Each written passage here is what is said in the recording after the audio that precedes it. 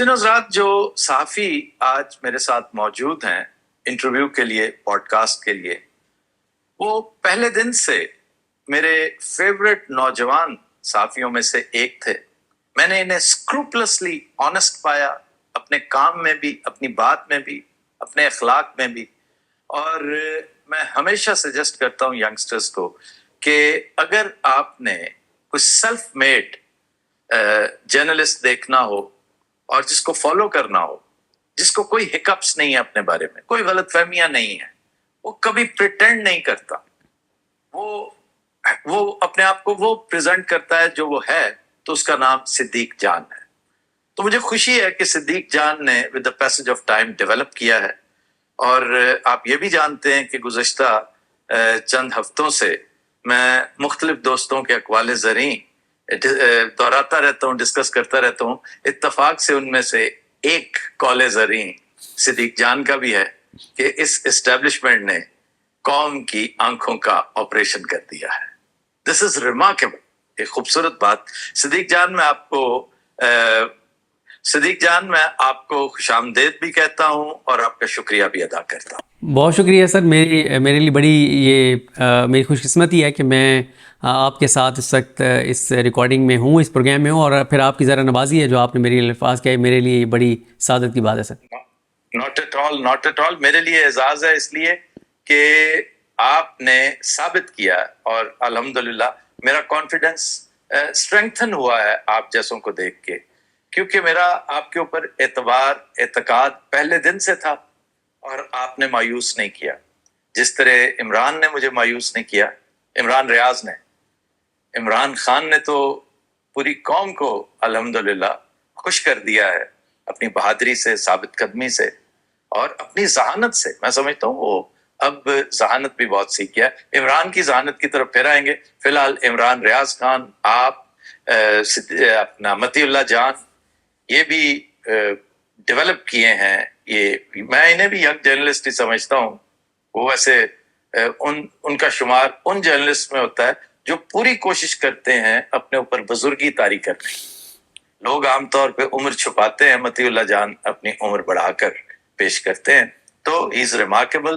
اس کی میں بھی آپ سے بات کر رہا تھا آف کیمرہ کہ متی اللہ جان کی پرفارمنس 26 نومبر سے آنورڈز اتنی شاندار تھی کہ میرے دل میں انہوں نے گھر کیا. انہیں بھی میرا سلام کہیے گا ضرور سر، انشاءاللہ. شو کی وساطت سے بھی ان تک میرا سلام پہنچے گا، اور ایک اور دوستوں کا بھی میں تذکرہ کروں گا. سب سے پہلے میں آپ سے یہ پوچھنا چاہتا ہوں کہ قید و بند کی صحبتیں آپ نے اس تحریک کے دوران، اس اسٹرگل کے دوران جھیلی ہیں، برداشت کی ہیں. وہ کیا معاملہ تھا؟ آپ کو کس پاداش میں اٹھایا گیا؟ میرا خیال ہے سر جو میرے ساتھ ہوا تھا وہ تو میرا خیال ہے کہ وہ تو کچھ بھی نہیں تھا، کیونکہ جو دیگر ہمارے سینئرز کے ساتھ ہوا، ہمارے کولیگز کے ساتھ ہوا، بہت سے نوجوانوں کے ساتھ ہوا، وہ تو بہت ہی اندوناک تھا. میرے ساتھ وہ تو نہیں ہوا، لیکن میری جو وجہ بنی تھی وہ 18 مارچ کو جب عمران خان صاحب پیش ہوئے تھے جوڈیشل کمپلیکس میں. تو اس دن ہوا یہ تھا کہ میں نے ایک ویڈیو بنائی تھی جس میں کچھ نامعلوم افراد میں اس لیے ان کو کہتا ہوں کہ وہ پولیس کی وردی میں نہیں تھے. تو ظاہر ہے جو پولیس کی وردی میں نہیں ہے اور سویلین وہاں پہ کسی کی ایسی ذمہ داری نہیں تھی تو اس کو ہم نامعلوم افراد ہی کہیں گے، کیونکہ ہمیں پتہ نہیں ہے کہ کون ہے. تو میں نے جو ان کی ایکٹیویٹیز تھیں وہ ویڈیو بنائی. تو آپ کو یہ بات یاد ہوگی کہ عمران خان صاحب، بلکہ اب بھی کہتے ہیں کہ ان کے اوپر وہ اس دن ایک قاتلانہ حملہ کیا جانا تھا، اور اس دن عمران خان صاحب یہ سمجھتے ہیں کہ خدا نہ خواستہ وہ جیسے ہی گاڑی سے اترتے تو پوری پلاننگ تھی کہ اس دن عمران خان صاحب کو خدا نہ خواستہ وہاں پر قتل کر دیا جاتا. 18 مارچ کی بات ہے جب عمران خان صاحب جوڈیشل کمپلیکس گئے تھے، 18 مارچ 2023. تو وہ یہ کہ کیونکہ میں نے وہ ویڈیو بنائی تھی، اور وہ ویڈیو بنائی اور پھر دوسرا ایک ویڈیو میری سامنے آئی تھی جس میں میں ایک پولیس والے کو غصے سے کہہ رہا ہوں کہ تم کیا کر رہے ہو. کیونکہ وہ میں واقعہ پہلے ایک بار بتا بھی چکا ہوں کہ ہوا یہ تھا کہ جب شیلنگ ہوئی بہت زیادہ تو ہم لوگ پیچھے ہٹتے ہٹتے، ہم بھی اور پولیس بھی، تو جوڈیشل کمپلیکس کے سے دور ایک پلازا تھا، اس پلازے کی ہم چھت پہ چلے گئے. اس پلازے کی چھت پہ تمام یوٹیوبرز، میڈیا کے نمائندے موجود تھے، اور ہم دونوں اطراف سے دیکھ سکتے تھے کہ ایک طرف سے پی ٹی آئی کے لوگ تھے، ایک طرف سے پولیس کے لوگ تھے. پولیس جو ہے وہ شیلنگ کر رہی تھی پی ٹی آئی والوں کے اوپر، وہ شیل اٹھا کے واپس پھینکتے تھے، تو کافی وہاں پہ ان کا ٹکراؤ تھا وہاں پہ، کیونکہ اس دن عمران خان صاحب یہ کہتے ہیں کہ ان کو خدا نخواستہ اس دن قتل کیا جاتا، دوسرا یہ ہے کہ ان کو ہر صورت میں اس دن گرفتار کیا جانا تھا جتنی تیاریاں تھیں۔ تو اس دن وہ یہ تھا کہ ایک پولیس والا جو ہے وہ کیونکہ پولیس والے جب شیلنگ کر رہے تھے تو ہوا اپوزٹ تھی، تو ان کی طرف ہی ساری وہ گیس آ رہی تھی اور شیلنگ آ رہی تھی، اور وہ بہت اس وقت اذیت میں تھے، تکلیف میں تھے پولیس والے، بلکہ پولیس والے اپنے ہی پولیس والوں کو کہہ رہے تھے کہ خدا کا واسطہ ہے مت شیلنگ کرو، جب تمہیں پتہ ہے کہ ہوا اس طرف کی ہے تو کیا کر رہے ہو۔ تو ایک پولیس والے کی حالت بہت بگڑ گئی، اسے سانس نہیں آ رہا تھا، وومٹنگ ہو رہی تھی، بڑی اس کی بری حالت تھی۔ تو میں نے کچھ دوستوں کو کہا کہ یار اس کو نا اوپر لے آؤ، وہ ڈیجیٹل میڈیا کے بہت سے نوجوان وہاں پہ موجود تھے، چھوٹے بھائیوں کی طرح ہیں، ان سے بڑا احترام کا تعلق ہے، میں نے کہا یار اس کو اوپر لے آؤ، اس کو اوپر لے کے آئے، اس کو پانی پلایا، اس کو مطلب سارے جو ڈیجیٹل میڈیا کے لوگ وہاں پہ تھے انہوں نے تھوڑا سا اس کو مطلب جتنا پانی پلا سکتے تھے اس کے اوپر پانی ڈالا، وہ سارا کچھ کیا۔ اب ہوا یہ کہ جب وہ فریش ہو گیا، وہ اٹھ کے اس نے بندوق اٹھائی اور وہاں سے اس نے شیلنگ شروع کر دی۔ میں نے اس کو کہا کہ یار تمہیں کچھ احساس نہیں ہے کہ ایک ہم نے تمہاری جان بچائی ہے، اب تم جب یہاں سے شیلنگ کر رہے ہو۔ یہ بالکل ایسی تھا آفتاب صاحب کہ جیسے میں جہاں پہ ہوں نا، یہاں سے وہ شیلنگ کر رہا تھا اور دوسری طرف وہ شیل پھینک رہا تھا، تو اب دوسری طرف کو نہیں پتا کہ یہاں پہ ایک پولیس والا ہے، باقی صحافی موجود ہیں۔ وہ جہاں سے شیلنگ ہوتی تھی نا وہاں پہ وہ شیل بھی پھینکتے تھے اور پتھراؤ بھی کرتے تھے۔ میں نے کہا یہاں تو اوپر چھت بھی نہیں ہے اور ایک کمرہ ہے اس کی دوسری طرف آپ ہیں، ادھر سے اگر پتھراؤ ہوا تو یہاں تو جگہ ہی کوئی نہیں ہے۔ تو وہ ویڈیو جب بنی تو وہ کیونکہ پولیس کے نا مختلف ہیں، ایلیٹ والے ہیں، اسلام آباد پولیس والے ہیں، فلانا ونگ ہے، اس کی وردی نے اسلام آباد پولیس سے مختلف تھی۔ جب وہ ویڈیو آئی تو مریم نواز صاحبہ نے بھی ٹویٹ کر دیا اور باقی سب نے بھی، نون لیگ والے نے ٹویٹ کیے کہ یہ جی بی کا پولیس اہلکار ہے جو کہ خالد خورشید کے ساتھ وہاں پہ موجود تھا، اور میں یعنی صدیق جان اس سے اسلام آباد پولیس پر شیلنگ کروا رہا ہوں، حالانکہ میں تو اس کو روک رہا تھا شیلنگ سے کہ یار یہاں سے شیلنگ نہ کرو، نیچے جا کے اپنی شیلنگ کرنی ہے تو آپ کریں، کیونکہ اوپر کوئی پولیس والا نہیں تھا سوائے اس پولیس والے کے۔ تو وہ مریم نواز صاحبہ نے بھی ٹویٹ کر دیا، نون لیگ نے بھی ٹویٹ کر دیا، نون لیگ کے لوگوں نے بھی کر دیا۔ پھر اصل جو ہوا تھا وہ یہ ہوا تھا کہ عمران خان صاحب نے میری بنائی ہوئی ایک ویڈیو جو ہے وہ اپنی سپیچ میں پلے کر دی، چلا دی کہ یہ دیکھیں نامعلوم افراد موجود ہیں اور یہ پلان تھا۔ تو پھر اسی دن مجھے یہ تو اندازہ ہو گیا تھا کہ اب مریم نواز بھی پیچھے پڑی ہوئی ہیں، نون لیگ کا پورا سوشل میڈیا بھی پیچھے پڑا ہوا ہے، خان صاحب نے بھی ویڈیو چلا دی ہے۔ تو اس دن مجھے اٹھایا گیا تھا بول ٹی وی کے دفتر کے باہر سے، اور پھر مجھے وہ اسی طرح سے آفتاب صاحب جس طرح سے لے کے جاتے ہیں تو آپ کے سر کے اوپر کپڑا چڑھا دیتے ہیں، آنکھوں کے اوپر پٹی باندھ دیتے ہیں۔ میں نا اکثر یہ بات جی میں نا آفتاب صاحب ایک بات کہتا ہوتا ہوں، ایک سٹیپ جانتے ہیں، اب تو زبانی یاد ہو گیا کہ کیا کیا کرتے ہیں۔ بالکل بالکل، آپ نے تو خود اس سے بھگتا ہے اس کو۔ سر دیکھیں، میں اکثر دوستوں کو یہ بات کہتا ہوں، میں کہتا ہوں کہ آپ جتنے مرضی بہادری کی باتیں کریں، جس لمحے وہ آپ کی آنکھوں پہ پٹی باندھتے ہیں نا اور کپڑا چڑھاتے ہیں سر کے اوپر اور آپ کو سانس نہیں آ رہا تو آپ کے اعصاب ٹوٹ جاتے ہیں، ختم ہو جاتا ہے سارا کچھ نا۔ مطلب کیوں؟ آپ کو ہارڈ کور کرمنل تو آپ ہیں نہیں، آپ کو دہشت گرد تو ہے نہیں، آپ کو مجرم تو ہے نہیں، آپ کا ایسا کوئی ایکسپیرینس بھی نہیں ہوتا، نہ آپ نے کوئی ایسا کام کیا ہوتا ہے کہ آپ کو یہ ہو کہ یار میں کیونکہ ایسا کام کر رہا ہوں تو اس کے کنسیکوینسز یہ ہوں گے کہ تو میں اس کے لیے خود کو تیار کروں، ایسی بات بھی نہیں ہوتی۔ تو وہ اسی طرح سے کپڑا چڑھا کے سر کے اوپر کپڑا ڈال کے سر نیچے کر دو، موبائل لے لیا، پاسورڈ پوچھ لیا، پھر گھماتے پھراتے رہے۔ پھر پولیس والا جو وہاں پہ، کیونکہ گاڑی میں بہرحال پولیس کے لوگ تھے، اور پھر وہ انہیں بار بار کال آتی تھی، وہ اترتے تھے، اتر کے اور بات کرتے تھے، تو وہ ایک سارا سلسلہ تھا۔ خیر وہ پھر اس وقت آپ کہہ لیں کہ کوئی اچھا ٹائم تھا کہ کم از کم عدالتوں میں پروڈیوس کیا جاتا تھا۔ پھر ہمارے میڈیا کے دوست سارے پہنچ گئے عدالت کے اندر، میاں علی اشفاق صاحب اور ان کی ٹیم پہنچ گئی عدالت کے اندر، انہوں نے جا کے پھر رولا ڈالا، پھر مجھے انہوں نے پروڈیوس کیا، اور پھر وہی ایک فضول سا ایک کیا گیا کہ میں نے پولیس والوں کے شیل چوری کیے ہیں۔ بلکہ میں آپ کو ایک انٹرسٹنگ بات بتاؤں کہ میں آپ کو ایک چیز بتاؤں، جب آپ پولیس کی کسٹڈی میں ہوتے ہیں نا تو یقین کریں آپ کو پولیس سے محبت ہو جاتی ہے۔ جب آپ باقی بربریت دیکھتے ہیں نا، جو لوگ اغوا ہوتے ہیں، جو ان کے ساتھ ہوتا ہے، جب آپ پولیس کی کسٹڈی میں ہوتے ہیں تو آپ کو پولیس سے محبت ہو جاتی ہے۔ اور ویسے بھی خیر اسلام آباد پولیس کا رویہ اب بہت مختلف ہو گیا ہے، پہلے اس طرح سے نہیں تھے، پنجاب پولیس سے تو بہت مختلف تھے۔ تو اگلے دن جب مجھے لے کر آ رہے تھے عدالت میں تو آپس میں ان کی لڑائی ہو گئی، پروسیکیوشن والوں کی، پولیس والوں کی۔ ان میں سے ہوا یہ کہ کیونکہ جج صاحب نے کہا کہ آپ یہ کہتے ہیں کہ اس نے وہاں پہ کھڑے ہو کے یہ کیا، تو وہ ایک پروسیس ہوتا ہے کہ آپ نے جائے وقوع پہ جانا ہوتا ہے، کچھ چیزیں اگر آپ نے وہاں سے پوچھنی ہے تو آپ پوچھتے ہیں اچھا تم نے یہ چیز چوری کی تھی تو کہاں چھپائی ہے، وہ ساری آپ چیزیں برآمد کرتے ہیں، یہ اس طرح کی چیزیں ہوتی ہیں۔ تو اگلے دن جب مجھے وہاں پہ لے کر گئے اس پلازے کے باہر, تو پولیس والے اور پروسیکیوشن والے باہر بیٹھے تھے, تو آپس میں ان کی لڑائی ہو گئی. ایک کہتے تھے کہ یار ہمیں سچ بولنا چاہیے کہ کوئی چیز برآمد نہیں ہوئی, دوسری سائڈ کہتی تھی کہ یار ہمیں بھی پتہ ہے کہ کوئی کیس نہیں ہے, جھوٹ ہے سارا کچھ, لیکن کیوں ہماری نوکریوں کے پیچھے پڑے ہوئے ہو. اور میں آپ کو بتاؤں آفتاب صاحب, ایک واقعہ مجھے یاد آ گیا ہے جو پہلے میں نے کہیں نہیں یہ بات کی. ایک جج صاحب کہتے ہیں کہ یہ پنجاب کے جج صاحب ہیں, تو پنجاب کے ایک ڈسٹرکٹ کے جج صاحب ہیں, وہ کہتے ہیں کہ میرے سامنے 2 نوجوانوں کو لایا گیا, 2-3 نوجوانوں کو لایا گیا اور کہا گیا کہ جی ایک منشیات فروش ہے, ایک کا پتہ نہیں یہ معاملہ ہے, ایک کا یہ معاملہ ہے. تو کہتے ہیں کہ وہ ہمارا ایک ہوتا ہے کہ آپ ان کو جوڈیشل کر دیتے ہیں اور آپ کہتے ہیں ٹھیک ہے کیس چلاؤ.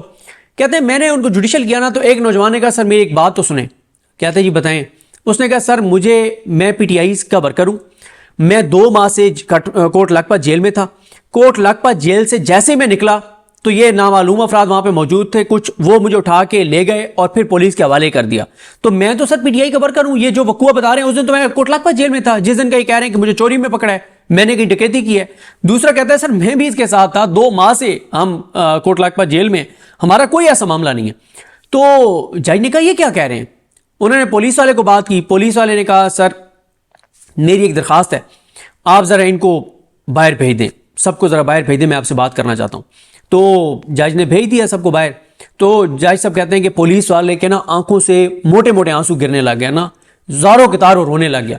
اس نے کہا جج صاحب میرے چھوٹے چھوٹے بچے ہیں, یہ میرے ہاتھ جڑے ہوئے ہیں, میری نوکری, میرے بچوں کا رزق, اب ویسے تو اللہ کی ذات رازق ہے, لیکن ہمارے کیونکہ ایمان اتنے کمزور ہو گئے, ہمیں لگتا ہے کہ رازق یہ نظام ہے, ہماری سرکاری نوکری ہے. اس نے کہا جی میرے بچوں کا رزق کا معاملہ ہے, مسئلہ یہ ہے کہ آپ کو بھی پتہ ہے کہ کون اٹھاتا ہے.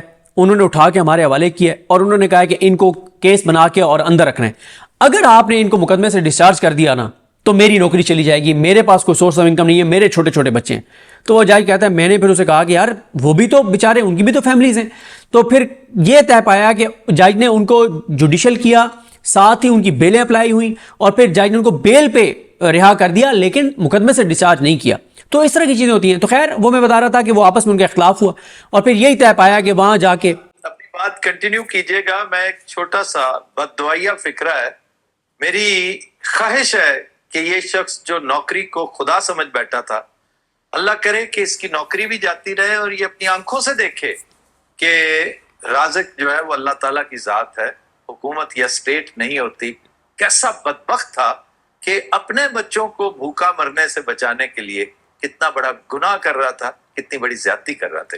بالکل آپ دیکھا جائے تو صدیق جان اس وقت پوری سرکاری مشینری صرف اسی ایک نظریے کی غلام ہے کہ ہماری تو نوکری ہے جناب, ہم تو حکم کے غلام. بالکل آپ نے سر بالکل صحیح کہا. تو خیر پھر وہ مجھے پیش کیا اور انہوں نے کہا جی شیل برآمد کرنے ہیں اور پولیس کی وردی پھاڑی ہے, وہ وردی برآمد کرنی ہے اور یہ وہ. تو یہ سر ٹائم بہت مطلب میں تو بتا رہا ہوں آپ کو کہ جو لوگوں کے ساتھ یہاں پہ ہوا اس کے مقابلے میں کچھ بھی نہیں تھا. لیکن سر میرا خیال ہے کہ کبھی کبھی میں یہ سوچتا ہوں کہ دیکھیں گرفتار ہونا تو کوئی مسئلہ نہیں ہے, گرفتار آج کوئی بلائے, ایف آئی اے بلائے, پولیس بلائے, ہم جا کے پیش بھی ہوں گے, کوئی ہمارا جرم ہے تو گرفتار بھی کر لیں, 6 ماہ کے لیے جیل بھی ڈال دیں, یہ کوئی ایشو نہیں ہے. مسئلہ ہے اغوا, ایک اغوا مسئلہ ہے, دوسرا ظاہر ہے اس میں جو ٹارچر ہوتا ہے وہ چیزیں. دوسرا سر میں آپ کو بتاؤں یہ جو ایک اذیت ہے نا اور تکلیف ہے کہ جو آپ روپوش ہوتے ہیں, یہ بڑی تکلیف ہے سر, یہ بڑی اذیت ہے, یہ بڑا سٹریس ہے. میں آپ کو بتاؤں کہ 9 مئی کے بعد جب میں ہوا یہ کہ 9 مئی کے بعد میں صبح جب جس رات عمران بھائی کو اٹھایا تھا نا, تو صبح میری جب آنکھ کھلی تو میں نے دیکھا کہ 4 منٹ پہلے نا مجھے سمیع ابراہیم صاحب کی کال آئی ہوئی تھی. تو 4 منٹ گزرے تھے تو میں نے بیک کال کی, میں نے کہا جی سر. کہتے ہیں تمہارے پاس اسی کال تک کے درمیان کا وقت ہے, فوراً بھاگو نکلو, تمہیں اٹھانے کے لیے آ رہے ہیں. اور میں نے اسی طرح سے میں بھاگا, رف چپل میں نے پہنے, میں نے چیزیں اٹھائی, مجھے میرے ذہن میں بھی نہیں تھا کہ میں نے کہاں جانا ہے. تو وہ شکر ہے کہ گھر سے نکلتے ہوئے مجھے میری مسز نے کہا کہ وہ فلاں جو عزیز ہیں ان کے گھر چلے جاؤ. تو میں فوراً میں نے روڈ کراس کیا, بائک کے والے کا آیا, فوراً بیٹھا اور چلا گیا. سر جتنا عرصہ میں ادھر رہا نا 9 مئی کے بعد, پوری رات میں نہیں سوتا تھا, پوری رات, کیونکہ رات کو ہی اٹھانے آتے تھے. پوری رات میں چھت پہ جاتا تھا, وہاں ایک سیڑھی تھی, اس سیڑھی کو لگاتا تھا, روز رات کو پریکٹس کرتا تھا کہ اچھا میں, اور نیچے میں اوپر سے چھت سے دیکھتا تھا نیچے کہ کب کوئی گاڑیاں آ رہی ہیں, کوئی لوگ آ رہے ہیں, جیسے ہی آئیں گے تو کیسے سیڑھی پہ چڑھنا ہے, کیسے بھاگنا ہے, کدھر جانا ہے. مطلب یہ جو سٹریس ہوتا ہے نا سر, یہ گرفتاری سے زیادہ تکلیف دہ ہے. پھر دوسرا مسئلہ یہ ہوتا ہے کہ ہر وقت آپ کو فکر پڑی رہتی ہے, خدا نخواستہ فیملی. میں آپ کو انٹرسٹنگ بات بتاؤں, 2 دن پہلے یہ ہوا کہ میں مغرب کی نماز پڑھ کے آ رہا تھا، یہ افطاری کی، اس کے بعد مغرب کی نماز پڑھ کے آ رہا تھا، تو میں نا گلی میں آیا تو نیچے دیکھ رہا تھا، روڈ میں مطلب گلی میں نیچے دیکھ کے آ رہا تھا، اور اچانک میں نے اوپر دیکھا نا تو سامنے 4 خواجہ اسرار کھڑے تھے اندھیرے میں، 4 یا 5. میں سر اسی لمحے نا جیسے میں نے ان کو دیکھا نا ایک دم میں ایسے بھاگا نا سائڈ پہ ہو کے، مطلب ایسے جیسے وہ کہتے نہیں کہ گولی کی طرح جانا، مطلب ان کو اب ہو سکتا ہے وہ ویسے ہی کھڑے ہوں، ہو سکتا ہے وہ ویسے کھڑے ہوں، کوئی ان کا تعلق نہ ہو میرے ساتھ، لیکن کیونکہ وہ جو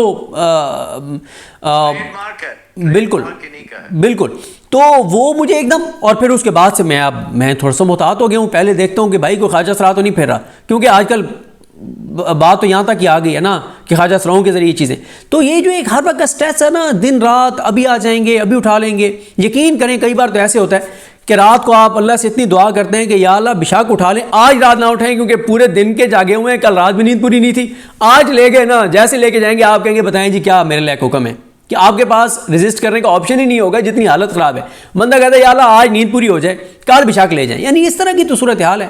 اور پھر آپ دیکھیں نا کہ مسئلہ صرف یہ نہیں ہے، پہلے صرف یہ ہوتا تھا کہ آپ نے اسٹیبلشمنٹ کے خلاف بات نہیں کرنی، آپ نے ایجنسیز کے خلاف بات نہیں کرنی، آپ نے آرمی چیف کا نام نہیں لینا، آپ نے فلاں بات نہیں کرنی.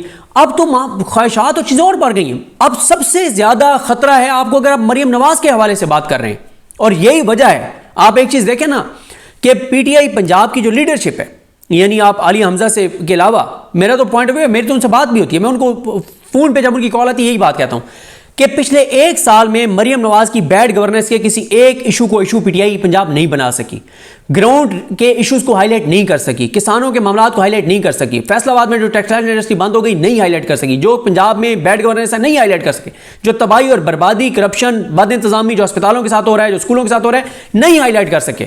وجہ کیا ہے؟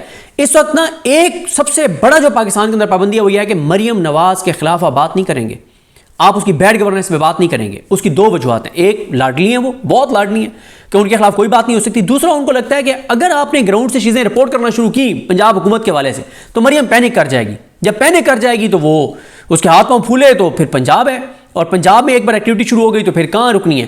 تو اس وقت جو سب سے زیادہ خطرہ ہے ان کو ہے جو مریم نواز کو اٹیک کرتے ہیں.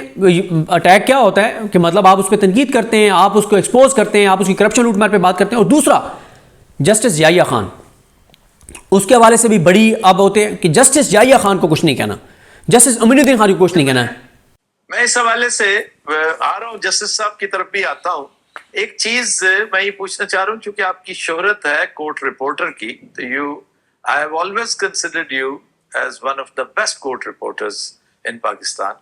تو مجھے یہ بتائیے کہ اس وقت جو کرائسس ہے جہاں سے ہم گزر رہے ہیں، اس میں کتنے % عدلیہ کا شیئر ہے؟ 99%. 99%. میں نے اس دن 2 روزہ قومی جو کانفرنس تھی تحریک تحفظ یعنی پاکستان کی، وہاں پہ میں نے ایک بات کی. دیکھیں آج کل ہم کیا کرتے ہیں، ہم سب بات کرتے ہیں، ہر وقت اسٹیبلشمنٹ پہ تنقید کرتے ہیں، بالکل کرنی چاہیے، لیکن میں یہ کہتا ہوں کہ بھائی اسٹیبلشمنٹ یہ جو ساری چیزیں کر رہی ہے وہ کس کے ذریعے کر رہی ہے؟ عدلیہ کے ذریعے ہو رہی ہیں نا، بیوروکریسی کے ذریعے ہو رہی ہیں، حکومت کے ذریعے ہو رہی ہیں. آپ دونوں کا ذکر کریں، اس سے ہوتا کیا ہے؟ دیکھیں خان صاحب کے دور میں کچھ چیزیں ہوئیں جس پہ خان صاحب نے کہا جی وہ اس وقت تو سارا کنٹرول جنرل باجوہ کے پاس تھا. اب پی ٹی آئی بری ذمہ ہو گئی بطور جماعت کہ باجوہ صاحب سب کچھ کر رہے تھے، باجوہ صاحب تو ریٹائر ہو گئے، ختم. بھائی بات یہ ہے کہ میں اطہر من اللہ صاحب کا حوالہ دینا چاہوں گا، وہ ہمیشہ ایک بات کہتے تھے، وہ حکومت کو کٹارے ملاتے تھے کہ بھائی آپ ہیں الٹیمیٹلی ذمہ دار، ایجنسیز آپ کے ماتحت ہیں، اگر ایجنسیز کچھ غلط کر رہی ہیں تو الٹیمیٹلی ذمہ دار آپ ہیں، آپ لوگوں نے ووٹ آپ کو دیا ہوا ہے. بالکل اسی طرح سے دیکھیں اسٹیبلشمنٹ نے جو بھی کیا ہے وہ قاضی فائز عیسیٰ کے ذریعے کیا ہے اور اب عدلیہ کے ذریعے ہو رہا ہے. مثلا عمران خان صاحب کی 9 مئی میں 8 ضمانتیں جو ہیں نا وہ مسترد ہوئیں، آئی تھنک جج منظر علی گل تھے، انہوں نے کی. اس کو چیلنج کیا عمران خان صاحب نے لاہور ہائی کورٹ میں. 11 جنوری آئی تھنک 11 سے 15 جنوری کے دوران نا اعتراضات کے ساتھ وہ درخواستیں لگیں عالیہ نیلم صاحبہ کے پاس. انہوں نے اعتراضات دور کرنے کا کہا اور کہا کہ سماعت کے لیے مقرر کر دیں. سر 11 جنوری سے 15 جنوری کے دوران سماعت ہوئی اور آج تک وہ کیس سماعت کے لیے مقرر نہیں ہوا. تو یہ کسی اسٹیبلشمنٹ کے بندے نے تو جا کے یہ نہیں کیا نا، وہ جن کے ذریعے ہو رہا ہے تو ان کے تو ہم نام ہی نہیں لیتے. تو اس لیے، اور میں آپ کو بتاؤں کہ میں وہ کل پرسوں بھی میں ویڈیو میں ایک بات بتا رہا تھا کہ جس دن نا شری مزاری صاحبہ کو اٹھایا گیا تھا نا تو اطہر من اللہ صاحب کی عدالت میں سب گئے اکٹھے ہوئے، تو وہاں پہ نا فواد چودھری صاحب نے ایک بات کی. وہ کہتے ہیں کہ پہلے نا میں عمران خان جب پی ٹی آئی میں نہیں تھا تو میں کہتا تھا یار عمران خان کی کیا یہ بات ہے کہ ہر ایک بات کو پکڑ کے بار بار کرتے ہیں کہتے ہیں اب میں جب پی ٹی آئی میں آیا ہوں میں نے دیکھا کہ یار وہ ٹھیک کرتے ہیں کہ ایک چیز کو اتنا زیادہ کرتے ہیں کہ لوگوں کو اویئرنیس ہے پتہ چلے. سر اس وقت دیکھیں جو عدلیہ کے اندر جو کچھ ہو رہا ہے نا, مثلا میں اگر آپ سے پوچھوں نا, آپ سارا دن پاکستان کی سیاست کو بڑے قریب سے دیکھتے بھی ہیں, پروگرامز بھی اپنے کرتے ہیں, آپ مجھے نہیں بتا سکتے, آپ کیا مجھے کورٹ رپورٹرز بھی نہیں بتا سکتے کہ ڈاکٹر یاسمین راشد, اعجاز چودھری صاحب, عمر سرفراز چیمہ صاحب اور شاہ محمود قریشی صاحب کی کون سی ضمانت کی درخواستیں کب سے پینڈنگ ہیں, نہیں پتا. کیوں؟ کوٹ لاکپا جیل کے اندر پروسیڈنگ ہوتی ہے اور پی ٹی آئی والے باہر آگے بتاتے ہی نہیں ہیں. پی ٹی آئی نے کوئی وائٹ پیپر جاری نہیں کیا جس میں بتایا جا سکے کہ ڈاکٹر یاسمین راشد کی فلانی بل اتنے عرصے سے پینڈنگ ہے, فلانا کیس اتنے عرصے سے پینڈنگ ہے, فلانے جج نے اتنی سماعتوں پہ کچھ نہیں کیا, فلانا جج یہ کر کے بیٹھا ہوا ہے. یہ کرنا چاہیے.